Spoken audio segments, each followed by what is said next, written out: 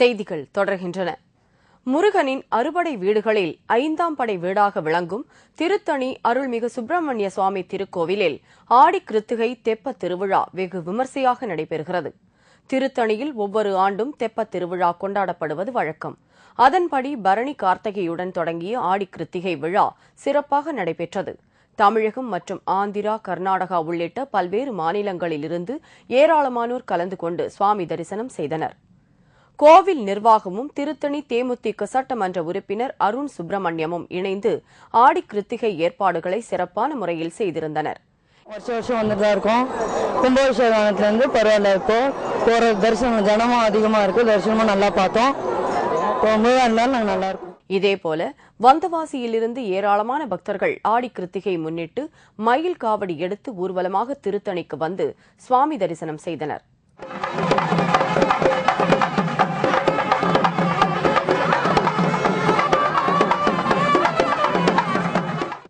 சென்னை வடபழனி முருகன் கோவில் ஆடி கிருத்திகையை முன்னிட்டு சிறப்பு வழிபாடு நடைபெற்றது. அதிகாலை 3 மணிக்கு நடை திறக்கப்பட்டது. பக்தர்கள் காவடி ஏந்தியும் முடி காணிக்கை செலுத்தியும் தங்கள் நேர்த்தி கடனை செலுத்தினர். இதேபோல தமிழகத்தில் உள்ள அனைத்து முருகன் கோவில்களில் ஆடி கிருத்திகை திருவிழா வெகு விமர்சையாக கொண்டாடப்படுகிறது. அந்நிய நாட்டு காப்பீட்டு நிறுவனங்களை இந்தியாவில் அனுமதிக்கும் நாடாளுமன்ற சட்ட மசோதாவிற்கு காப்பீட்டுக் கழக ஊழியர்கள் மாநாட்டில் எதிர்ப்பு தெரிவிக்கப்பட்டது. காப்பீட்டுக் கழக ஊழியர்களின் 49வது மாநில மாநாடு அரியலூரில் நடைபெற்றது.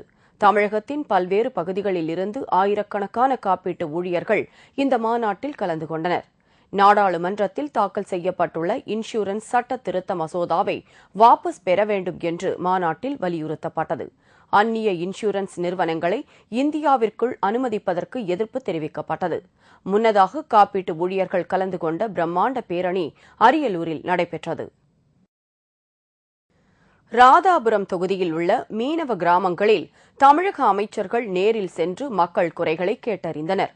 நெல்லை மாவட்டம் ராதாபுரம் தொகுதிக்குட்பட்ட கூட்டப்புலி, இடிந்தகரை, பெருமணல் உள்ளிட்ட கடலோர கிராமங்களில் மீன் வளத்துறை அமைச்சர் ஜெயபால், கதர்துறை அமைச்சர் செந்தூர் பாண்டியன் ஆகியோர் மீனவ மக்களின் குறைகளை கேட்டறிந்தனர். அப்போது தங்கள் பகுதியில் தூண்டில் வளைவு அமைக்க வேண்டும் என்று மீனவர்கள் கோரிக்கை விடுத்தனர். இந்த நிகழ்ச்சியில் ராதாபுரம் தொகுதி தேமுதிக சட்டமன்ற உறுப்பினர் மைக்கேல் ராயப்பன் மற்றும் அரசு அதிகாரிகள் பங்கேற்றனர். குடிபோதையில் ஏற்பட்ட பிரச்சினையில் வாலிபர் ஒருவர் குத்தி கொலை செய்யப்பட்டது தொடர்பாக 2 பேர் கைது செய்யப்பட்டனர்.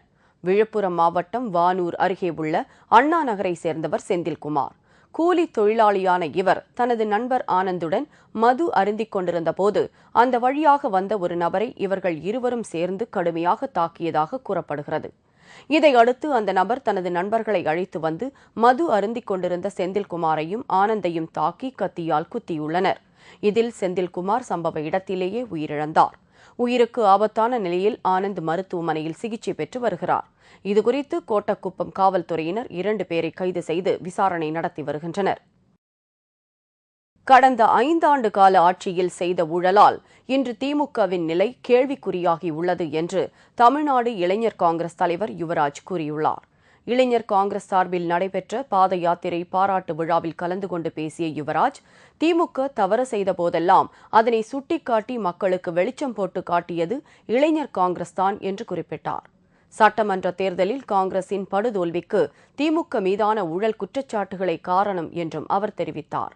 கடந்த 5 ஆண்டு கால ஆட்சியில் செய்த ஊழல் காரணமாக இன்று திமுகவின் நிலை கேள்விக்குறியாகி உள்ளதாகவும், எத்தனை செயற்குழு, பொதுக்குழு போட்டாலும் அதனை யாரும் மறக்கவும் மன்னிக்கவும் மாட்டார்கள் என்றும் யுவராஜ் தெரிவித்தார்.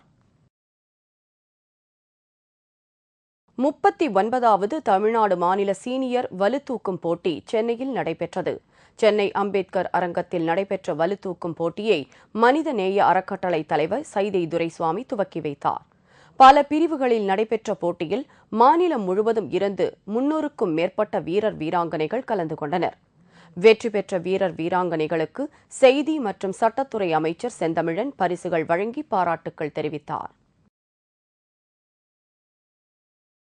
தனியார் கடைகளில் உரம் அதிக விலைக்கு விற்றால் கடும் நடவடிக்கை எடுக்கப்படும் என்று வேளாண் இணை இயக்குநர் நாச்சியப்பன் எச்சரித்துள்ளார்.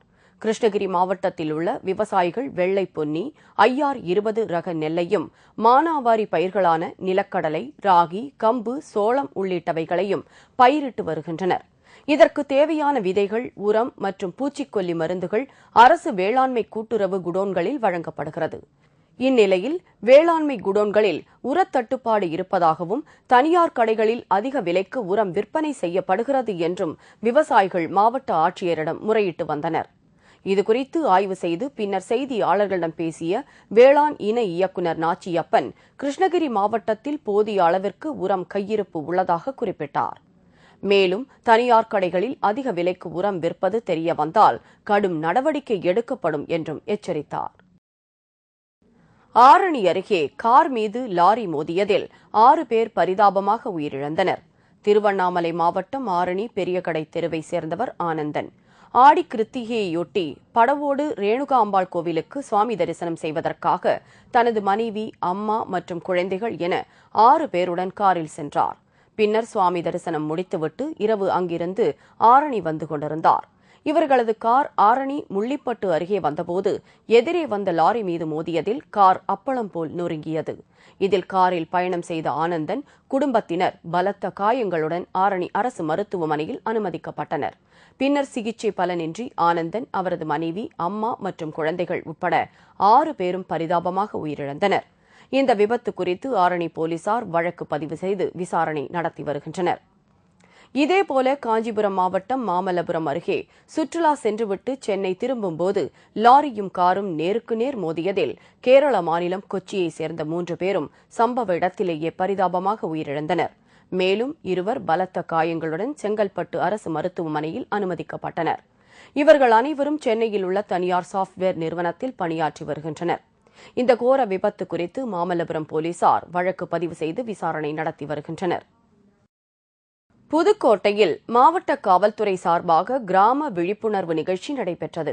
புதுக்கோட்டை மாவட்டம் ஆலங்குடி தாலுகா தெற்கு கருக்காக்குறிச்சி கிராமத்தில் புதுக்கோட்டை மாவட்ட காவல்துறை சார்பாக கிராம விழிப்புணர்வு நிகழ்ச்சி மாவட்ட காவல்துறை கண்காணிப்பாளர் முத்துசுவாமி தலைமையில் நடைபெற்றது. இந்த நிகழ்ச்சியில் முதன்முறையாக ஒரு கிராமத்தில் காவல்துறை அதிகாரிகள் இரவு முழுவதும் தங்கி மக்களிடம் குறைகளை கேட்டு அதற்கான நடவடிக்கை எடுப்பதாக உறுதியளித்தனர். இதனால் கிராம மக்கள் பெரும் மகிழ்ச்சியுடனும் ஆச்சரியத்துடனும் பார்த்து தங்கள் குறைகளை கூறினார்கள். இதில் துணை கண்காணிப்பாளர் செல்லப்பாண்டியன் மற்றும் காவல் ஆய்வாளர்கள் மற்றும் பொதுமக்கள் திரளாக கலந்து கொண்டனர்.